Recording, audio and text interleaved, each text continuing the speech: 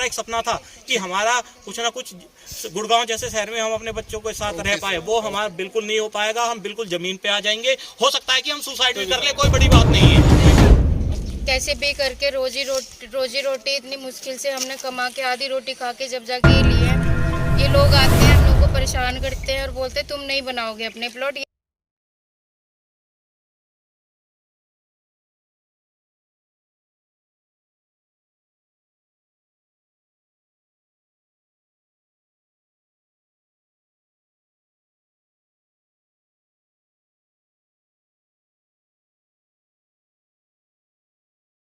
Sir एक बार अपना नाम बताइए। मेरा नाम नवीन गुप्ता है और मेरा यहाँ पर गली नंबर 3 श्याम कुंज में 105 गज का प्लॉट है जो हमने 2011 में लिया था। और जो ये प्लॉट लिया था ये हमारे फादर रिटायर्ड हुए थे, उनका ग्रेजुएटी और 1/3 जो हर महीने उनकी पेंशन से कटता है। ये मतलब यहाँ पर जितने भी बंदे हैं वो सारे के सारे दबे कुचले बंदे हैं जिन्होंने ये प्लॉट्स लिए। कुछ ऐसे बंदे हैं जो यहाँ पर बर्तन भी मांजते हैं, कुछ ऐसे बंदे भी हैं जो यहाँ जिनकी नौकरी नहीं है, बड़े मुश्किल से अपने बच्चों को पढ़ा रहे हैं। अब कंसर्न क्या है कि यहाँ पर जितने भी हम सब मिले हुए जितने भी बंदे हैं यहाँ पर, हम सब ने 2011 में प्लॉट लिए रहे हैं और हमारे पास वैलिड रजिस्ट्री, म्यूटेशन और प्रॉपर्टी ID तक है जिसका हम टैक्स भर रहे हैं। और हमने 2011 में प्लॉट लिए, हमने पूरा उसको बनवाया नहीं क्योंकि हमारे पास पैसे नहीं थे, क्योंकि निम्न वर्ग से आते हैं। लेकिन चलता रहा 2022 में हमें जाके पता चला, 2022 दिसंबर 2022 में, कि यहाँ पर कुछ लोग ज़बरदस्ती कब्जा कर रहे हैं। हम यहाँ पर आए तो हमें ये बताया गया कि आप लोगों की रजिस्ट्री और म्यूटेशन कैंसिल हो गई है और हम हाई कोर्ट से केस जीत गए हैं।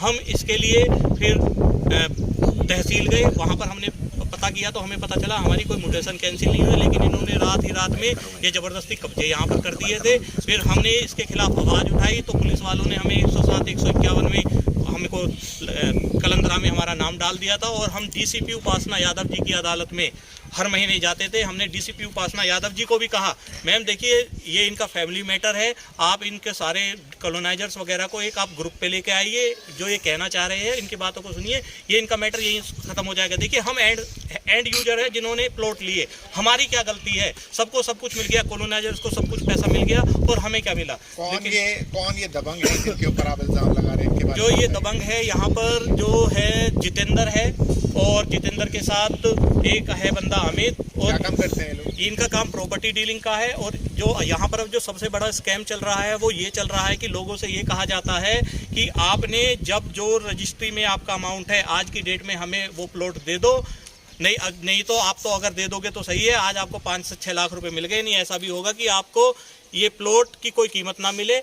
और इन प्लॉटों को वो 30-30 लाख रुपए, 40-40 लाख रुपए पे निकाल रहे हैं। किस को लोग कितने लोगों को अभी तक धमकी मिल चुकी है? ऐसे लोगों का हमारे पास अभी 2 से 3 बंदे हैं जिनको इस तरीके से कहा गया है। अब जैसे इसको केस को अगर मैं थोड़ा इलेबोरेट करूं तो उसके बाद क्या रहा है कि हम दिसंबर 2022 में हमने ये सारी चीज़ समझने के बाद हम हाई कोर्ट में भी गए। हमने हाई कोर्ट में यही पिटीशन डाली कि भाई हमारा हम जो लीगल ओनर्स है हमको हमारा मकान बनाने दिया जाए और हमें जो असामाजिक तत्व ये नोटी एलिमेंट्स है हमको परेशान करते हैं। लेकिन हाई कोर्ट ने भी ये कहा कि ठीक है, DC हैव टू डिसाइड। हमने वो ऑर्डर DC साहब के पास इसकी एक प्रति आई हुई है और कमिश्नर साहब के पास भी आई हुई है। कितने दिन हो गए प्रति आए हुए हो गए हैं जी। ये ऑर्डर आ गया था अप्रैल 2023 में आ गया था। तो DC साहब से मिले? DC साहब से मैं मिला हूँ। DC साहब को मैंने एक एप्लीकेशन भी दी है विद ऑल द प्रूफ्स कि भाई ऐसा ऐसा हो रहा है। उसके पास मेरे पास उसकी रिसीविंग भी है जो DC साहब ने कहा। DC साहब ने ये मैटर SDM सोना जी को कहा। अब हम हाई कोर्ट में गए। हाई कोर्ट में जाने के बाद हम अभी तक पीड़ित ही है और पीड़ित होने के साथ साथ अभी यहाँ पर क्या हो रहा है, जो सबसे बड़ा स्कैम हो रहा है, जैसे मैंने भी आपको बताया, एक प्लॉट 200 गज का संजीता अहलावत जी का प्लॉट ए पार्टी है जिनको ये नहीं पता कि मेरा प्लॉट किसी को बेच दिया गया है। तो SDM सोना की तरफ से आपको क्या कुछ आश्वासन दिया? SDM सोना की तरफ से ये आश्वासन, SDM सोना में हम जब मिले तो उन्होंने यही कहा कि देखिए कि ये सिविल मैटर है, सिविल मैटर है, तो कोई भी मामला जब मेरे सामने आएगा तो मैं उसको देखूंगा। लेकिन क्योंकि पुलिस प्रशासन से जब हम किसी बात को कहते हैं, क्योंकि देखिए पुलिस प्रशासन क्या करता है कि भाई हमको वहाँ पर बुला लिया जाता है। पुलिस मतलब प्रशासन अभी तक नाकाम है पुलिस- आपकी समस्याओं को सुलझाने में? बिल्कुल, प्रशासन से हम बहुत ज्यादा प्रशासन क्या आज मांग करते हैं प्रशासन से? देखिए हम यही मांग करते हैं कि जो यहाँ पर असामाजिक तत्व आते हैं वो इस बात को बोलते हैं कि ये जमीन हमारी है, तो उनकी जमीन है तो वो अपना पूरे डॉक्यूमेंट्स डीसी साहब को दे। डीसी साहब हैव टू डिसाइड कि भाई ये किसकी ज़मीन है, डीसी साहब को ये फैसला करने दे। आज की डेट में हमारे पास रजिस्ट्री, देखिए हमारे पास कल की डेट की, आज तारीख है 14 मार्च 2024 की, करीब 20 म्यूटेशन सर्टिफाइड है हमारे पास। ठीक है जी। 20 के आसपास प्लॉट है। अगर किसी की म्यूटेशन खारिज है तो ऐसा कैसे हो सकता है कि उसकी पटवारी सर्टिफाइड कर दे? ठीक है। मैं प्रॉपर्टी टैक्स भर रहा हूँ, मेरे पास सब कुछ है, मेरे नाम से मम्मी के नाम से प्लॉट है, सब कुछ है। तो यहाँ पर क्या है, प्रशासन आता है। आज भी ऐसा ही कहा प्रशासन ने कि आप पुलिस स्टेशन आ जाइए। हमारी एक ही मांग है, देखिए हम इस जगह को बिल्कुल नहीं छोड़ेंगे जब तक हमारे प्लॉट नहीं बन जाते। हम यहाँ पर, क्योंकि जो संगीता अहलावत जी के साथ हुआ है वो हमारे साथ नहीं हो सकता, बिकॉज हम बहुत छोटी जॉब करते हैं। अगर ये प्लॉट हमारे पास चला गया, जो हमारा एक सपना था कि हमारा कुछ ना कुछ गुड़गांव जैसे शहर में हम अपने बच्चों के साथ रह पाए, वो हमारा बिल्कुल नहीं हो पाएगा। हम बिल्कुल जमीन पे आ जाएंगे। हो सकता है कि हम सुसाइड भी कर ले, कोई बड़ी बात नहीं है। नाम बताइए जी अपना। जी मेरा नाम राखी है। कहाँ पर आपका प्लॉट है? मेरा श्याम कुंज में गली नंबर 4 और 3 के बीच में मेरा प्लॉट है। हम लोगों ने बहुत मुश्किल से ये प्लॉट लिए हैं, अपना कैसे भी करके रोजी रोटी इतनी मुश्किल से हमने कमा के आधी रोटी खा के जब जाके ये लिए हैं। ये लोग आते हैं, हम लोग को परेशान करते हैं और बोलते हैं तुम नहीं बनाओगे अपने प्लॉट, ये हमारे दादा बाबा की ज़मीन है।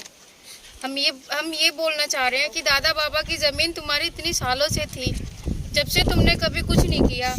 आज तुम 2 साल से हम लोगों को परेशान कर रहे हो। रीज़न क्या है तुम्हारा परेशान करने का? क्या जब से तुम्हारे ये रीज़न खड़े नहीं हो रहे थे? अब रीज़न क्या है आपका?